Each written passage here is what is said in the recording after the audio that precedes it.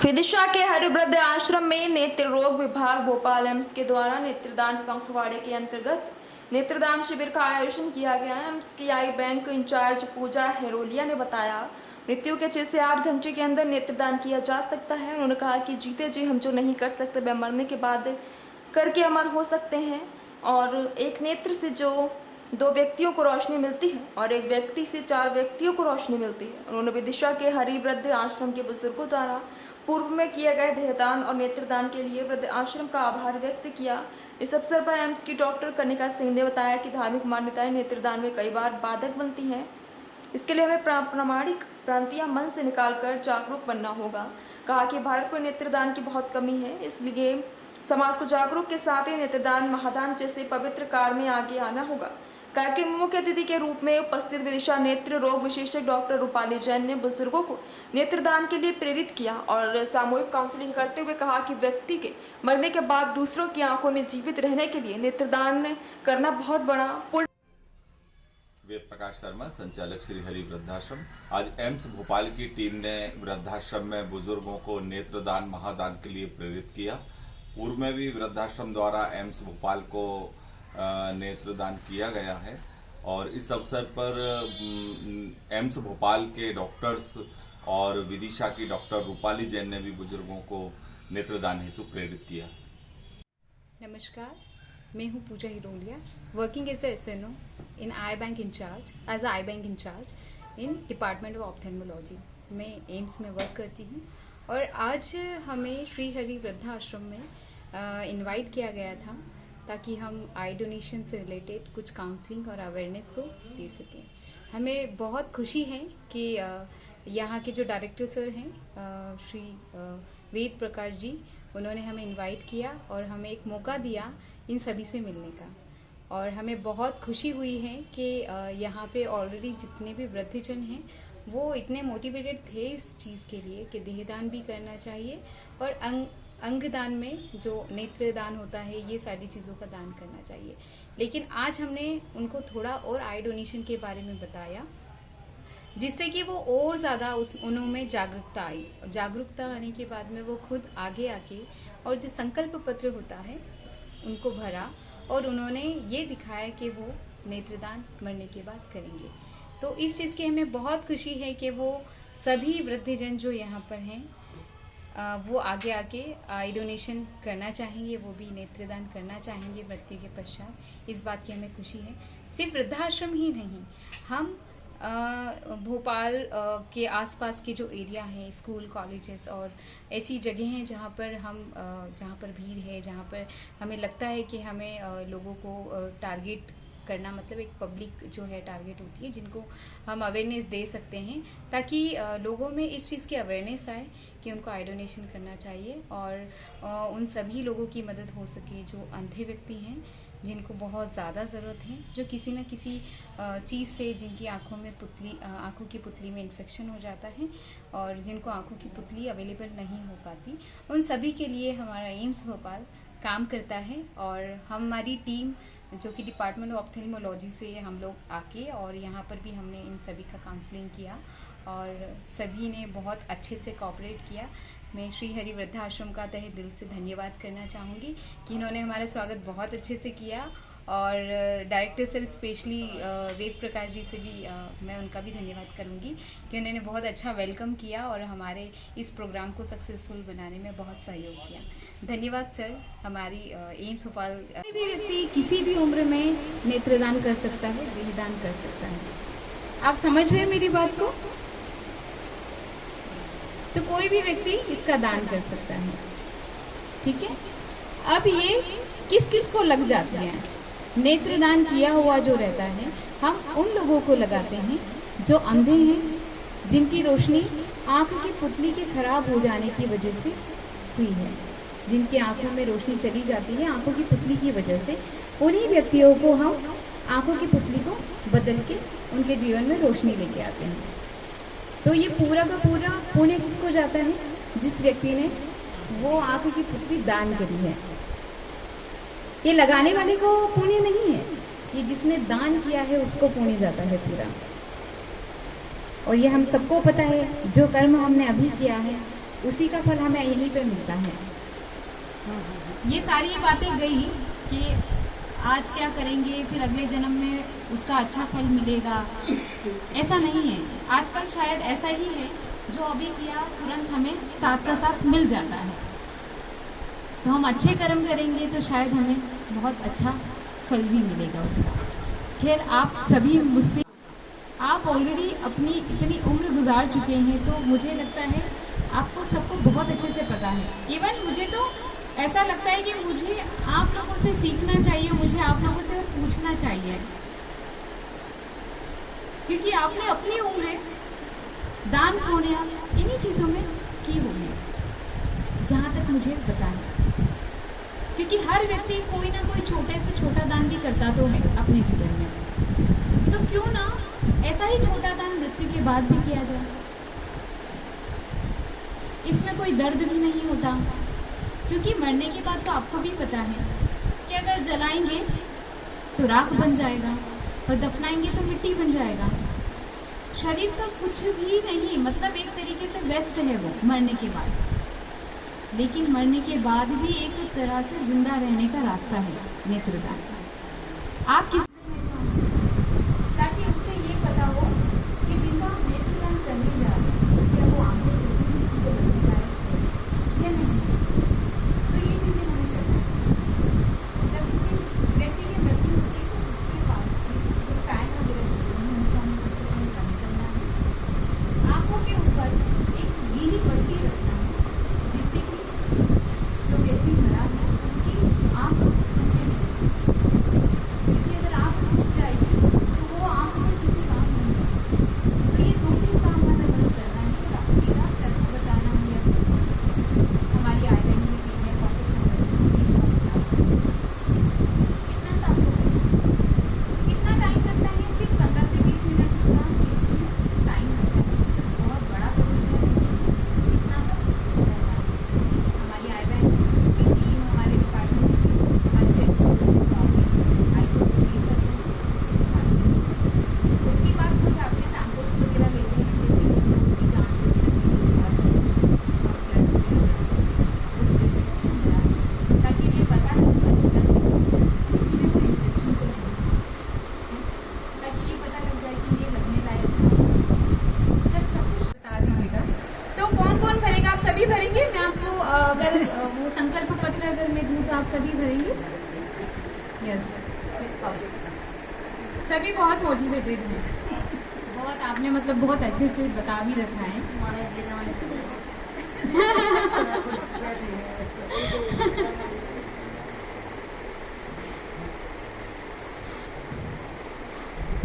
आपसे बात करने का तो बहुत मन है, पर टाइम बहुत लग जाएगा।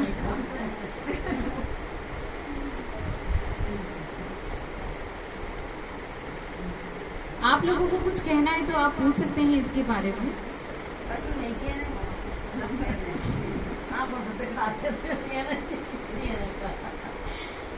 किसी को कुछ पूछना है नेत्रदान के बारे में और कुछ? डिम्पल से रिक्वेस्ट करूंगी, डिम्पल आप वो फॉर्म्स और ये कुछ उनको बांट दीजिए पढ़ने के लिए। मैडम, किसी भी उम्र का नेत्र किसी वो अलग अलग है, लेकिन उसकी तैयारी तो पहले करना पड़ती है ना। तो वो तैयारी कराने के लिए आए हैं ये, और ये ईश्वर के यहाँ नोट होता है कि हमने ये तैयारी की कि हम मरने के बाद शरीर की ये चीजें दान करेंगे। जैसे आंख दान करेंगे तो बताया ना मैडम, कभी मरने के बाद भी किसी की आंखों में जिंदा रहना है ना। तो इसलिए ये बात आपसे की जा रही है यहाँ पर। हम जो है जीते जी पहले डिसाइड कर ले, निर्णय कर ले कि हमें ये काम करना है। अरे मरने के बाद ही निकालते हैं, मरने के 6 घंटे तक, मतलब मरने के बाद 2 घंटा और पड़े तो 4 घंटा, इसके बाद निकाल लो, लेकिन बताना तो पहले पड़ता है। कि हम जो नेत्रदान कर रहे हैं वो हम केवल कोई एक्सपेरिमेंट करने के लिए कर रहे हैं, ऐसा नहीं है, है ना। जो आपका अगर आँख हमने खुद ही निकाला है तो वो हम किसी जिंदा इंसान में लगाएंगे जिसको नज़र की बहुत ज़रूरत है। जैसा कि उन्होंने बताया, अगर हमने किसी छोटे बच्चे से लिया है तो हम किसी छोटे 12 साल का कोई बच्चा है, उसको कितना ज़रूरत है सामने पूरा देखने के लिए, इतने रंग हैं देखने के लिए, तो वो उसको दिखेगा उससे। मतलब वो ऐसा नहीं है कि हम उसको बैठ के उसको सिल रहे हैं, अपने लिए यूज़ कर रहे हैं, या फिर हम उस पर कुछ एक्सपेरिमेंट कर रहे हैं दवा का, ऐसा कुछ भी नहीं होता है। हम उसको आपसे लेकर के जिसको ज़रूरत है, जो देख सकता है उससे, उसके लिए हम यूज़ करते हैं। इसमें हम कोई ऐसा किसी का जाता है वहाँ से हैं, ऐसे यहाँ से पहुँचा देंगे बना मृत्यु की सच्चाई हमारे सभी के सामने आना है, हम उससे दूर नहीं भाग सकते। हम जब मर इसलिए भरवाया जाता है कि दान पुण्य नहीं कर सकते, तो जो हमारे पास है कम से कम हम उसका तो दान कर सकते हैं। जीते जी नहीं कर सकते, तो शायद हम मरने के बाद कुछ ऐसा दान कर जाएं कि आगे आने वाली जो पीढ़ी है या जो ज़रूरतमंद है, उसकी आगे की ज़िंदगी जितनी भी है वो सुखमय रहे। तो सिर्फ ये सारे जो डोनेशन होते हैं, आई डोनेशन है, बॉडी के और भी ऑर्गन्स के डोनेशन है, बॉडी डोनेशन है, ये सिर्फ और सिर्फ पीड़ित मानवता की सेवा और उनके अच्छे भविष्य की या उनके सुखमय जीवन की कामना करने के साथ ही किया जाता है। हम डॉक्टर्स का कभी भी ये मोटिव नहीं है कि आप अगले जन्म में काने होंगे, ऐसे हमारे भाव बिल्कुल नहीं है। और शायद हम एक अच्छे भाव से हमारी आंखों का दान या किसी भी अंग का दान यदि हम अपने मरने के बाद का एक भाव रखते हैं, तो शायद मुझे लगता है कि ऊपर वाला भी उस भाव को पॉजिटिव उसमें ही हमारे आगे की उसमें जोड़ेगा, तो शायद हमारा जो भी अगला जन्म होगा वो कुछ बेहतर ही रहेगा।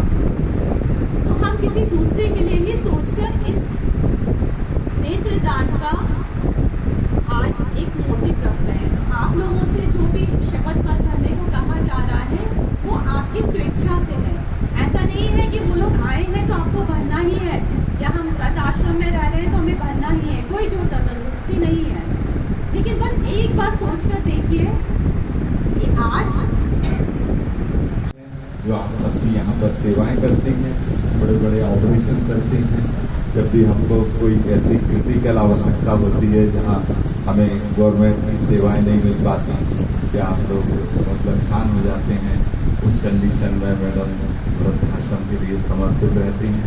मैं मैडम का बहुत बहुत स्वागत करता हूँ, मैडम आपका अभिनंदन करता हूँ। और आई डोनेशन के कैंप के अवसर पर भी मैं निवेदन करूँगा कि मैडम भी लोग शब्द कुछ कहें, जिससे हम लोग इस बात को और बेहतर कर सकें। जैसे बोलते हैं कि बहुत से लोगों के मन में होता है कि आंखें यदि हमने अभी दान कर दी तो अगला जन्म जो हमारा होगा वो हम अंधे होंगे, काने होंगे, या जो भी शरीर काम किया। मुझे नहीं पता इन चीज़ों पर कुछ भी कहना असंभव है कि क्या वाकई में ऐसा होता है, लेकिन सिर्फ इतना जानते हैं कि हम जो आज की स्थिति में है, हम स्पेशली जो आप लोग हैं, जो आप लोगों के मन में या पीछे कहीं ना कहीं कोई एक बैकग्राउंड है, जो कुछ मजबूरी या कुछ दुख है जिसकी वजह से आप लोग आज यहाँ पर एक अलग कम्युनिटी अपनी बनाकर रह रहे हैं। मुझे लगता है कि उन दुखों से ज़्यादा सुखी आप लोग यहाँ रह रहे हैं, कुछ लोग आप लोगों के साथ हैं, सारी सुविधाएं आप लोगों के पास है, तो मन में कहीं ना कहीं हमारा ख्याल आता है कि यदि दूसरे इस तरह का परोपकार कर सकते हैं कि हम दूसरों को एक आश्रय देकर इतने प्यार और मोहब्बत और सारी सुविधाओं के साथ हमें रख सकते हैं, तो हम दूसरों का परोपकार कैसे करें। यदि हमारे पास उतना कह रही थी अबे कौन बन रहे हैं, अबे थोड़ी करना है ना, अबे तो टीम है नहीं, बात सही कह रही हो आप। असल में क्या होता है, नहीं नहीं अरे मरना नहीं है कोई, क्या होता है कि जैसे ये स्पीकर रखा है ना, इसको बंद कर दिया, अब अपन बोले स्पीकर भैया हमारी बात सुनो, तो सुनेगा क्या, सुनेगा क्या, नहीं सुनेगा। क्यों? क्योंकि उसमें आदमी नहीं, तो क्या सुनेगा, चिल्लाते रहो। ऐसे कोई व्यक्ति एक्सपायर हो, मर गया, और मरने के बाद उससे कितनी चिल्लाओ भाई साहब आपका क्या करना है, वो सुनेगा क्या, नहीं सुनेगा ना। तो ऐसे ही हमको निर्णय जीवित रहते हुए लेना, हम हर जगह की तैयारी होती है ना, जैसे अपन भोपाल जाते हैं तो आपसे कहेंगे कि अपन तीर्थ यात्रा पे चल रहे हैं, तो पहले से कुछ लोग कपड़े रख लेते हैं, कि जूते चप्पल रख लेते हैं, अपनी तैयारी करते हैं, ये ले जाएंगे, ये दवाई रखेंगे। तो ऐसे ये नहीं है कि हम आपसे लेंगे और हम किसी को बेचेंगे, ऐसा नहीं होता है। हम आपसे लेंगे, हम अपने पास संभाल कर रखेंगे और हम किसी पे लगाएंगे। उसका हम कोई पैसे चार्ज नहीं करते हैं, उससे हमें कोई ऐसा फ़ायदा नहीं होता है। हम पैसों से रिलेटेड फ़ायदे की जैसे अगर बात करें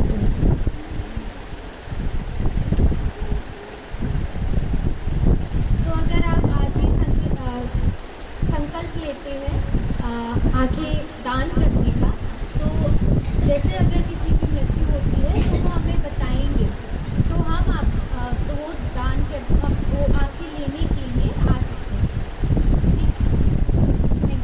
और ऐसी कंडीशन में जिसकी कोई उम्मीद नहीं है, उनके लिए अलग से MRI सगे बच्चे भी नहीं करते, उसने अपनी जाहिर है काय को 8,000 6,000। लेकिन हमारी टीम उस दिन मेडिकल कॉलेज से डॉक्टर पीयूष जी की ले गई, हालांकि वो भी निःशुल्क करते हैं हमारी सेवाएं यहाँ पे प्रेशर वाले हैं, वो जो है ना निःशुल्क MRI और CT स्कैन तो उन्होंने करवाया। कोशिश पूरी करते हैं, अंतिम हद तक जितनी भी कोशिश होती है कि वृद्ध लोग जीवित रहें और स्वस्थ हो जाएं, लेकिन जब हम इस दुनिया से चले जाते हैं तो उसकी जानकारी तो पहले से करना पड़ती है ना, इसलिए ये मैडम आई।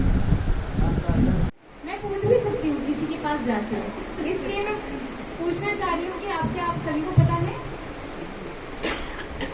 पीछे दादाजी, आप क्या आपको मेरी बात सुनाई दे रही है?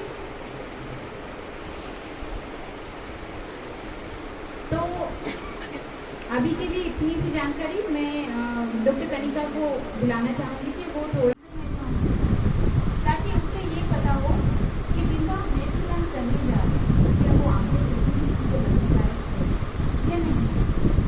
तो ये चीज़ें हमें करना है। जब किसी व्यक्ति की मृत्यु होती है तो उसके पास की जो पैन वगैरह चीज़ें हैं उसको हमें सबसे पहले बंद करना है। आँखों के ऊपर एक गीली पट्टी रखना है, जिससे कि जो व्यक्ति मरा है उसकी आँख सूखे नहीं, क्योंकि अगर आँख सूख जाएगी तो वो आँख में किसी काम नहीं है। तो ये 2-3 काम हमें बस करना है, तो सीधा सर को बताना है या हमारी आई बैंक की टीम है कितना सा कितना टाइम लगता है, सिर्फ 15 से 20 मिनट का इसमें टाइम लगता है। बहुत बड़ा प्रोसीजर है, इतना सा हमारी आई बैंक की टीम, हमारे डिपार्टमेंट की हमारे जो एक्सपर्ट्स हैं आई को डील करते हैं, उसके साथ उसके बाद कुछ आपके सैम्पल्स वगैरह लेते हैं, जैसे कि खून की जाँच वगैरह के लिए बहुत सारे ब्लड उस व्यक्ति का मिला है, ताकि ये पता है उसका निकल जाए किसी में कोई इन्फेक्शन तो नहीं है, ताकि ये पता लग जाए कि ये लगने लायक है। जब सब कुछ, जब कभी भी किसी की मृत्यु होती है तो जैसे हमारे पास खबर आती है तो हम सबसे पहले ये जानना चाहते हैं कि जिस व्यक्ति का मृत्यु हुआ है और उनके माता पिता ने बहुत तरीके से उनको जिन्होंने भी भुगतान करवाया और इन्होंने भी और वो हमें भी बहुत धन्यवाद बोलते गए घूमने जाके कि कैसे व्यक्ति को काउंसलिंग करी थी, कैसे व्यक्ति को हमने समझाया जहाँ से ये सब कुछ संभव हो पाया। आप ऑलरेडी अपनी इतनी उम्र गुजार चुके हैं, तो मुझे लगता है आपको सबको बहुत अच्छे से पता है। इवन मुझे तो ऐसा लगता है कि मुझे आप लोगों से सीखना चाहिए, मुझे आप लोगों से पूछना चाहिए, क्योंकि आपने अपनी उम्र दान पुण्य इन्हीं चीज़ों में की होगी, जहाँ तक मुझे पता है। क्योंकि हर व्यक्ति कोई ना कोई छोटे से छोटा दान भी करता तो है अपने जीवन में, तो क्यों ना ऐसा ही छोटा दान मृत्यु के बाद भी किया जाए। इसमें कोई दर्द भी नहीं होता, क्योंकि मरने के बाद तो आपको भी पता है कि अगर जलाएंगे तो राख बन जाएगा और दफनाएंगे तो मिट्टी बन जाएगा। शरीर का कुछ भी नहीं, मतलब एक तरीके से वेस्ट है वो मरने के बाद। लेकिन मरने के बाद भी एक तरह से जिंदा रहने का रास्ता है नेत्रदान। आप किसी की आंखों में जिंदा रह सकते हैं। उन्होंने इतना बड़ा दान किया है, जो किसी ने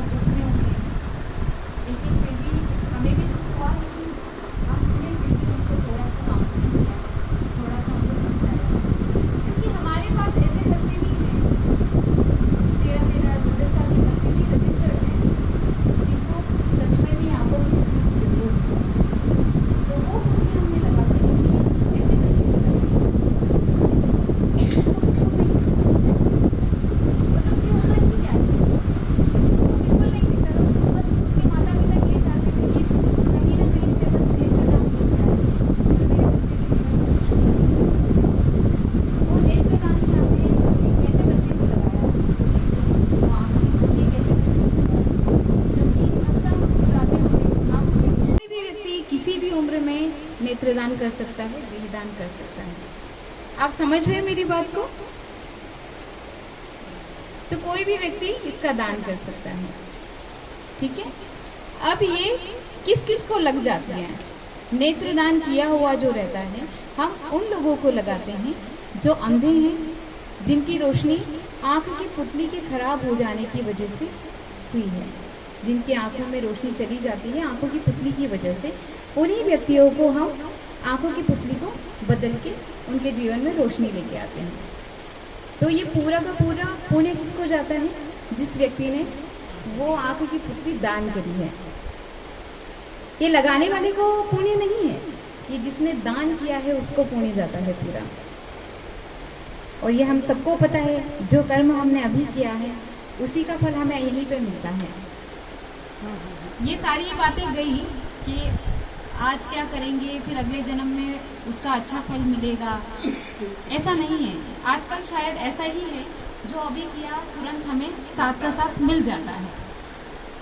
तो हम अच्छे कर्म करेंगे तो शायद हमें बहुत अच्छा फल भी मिलेगा उसका। खैर, आप सभी मुझसे उम्र में बहुत बड़े हैं, मैं आपको क्या समझाऊं इस चीज़ के लिए।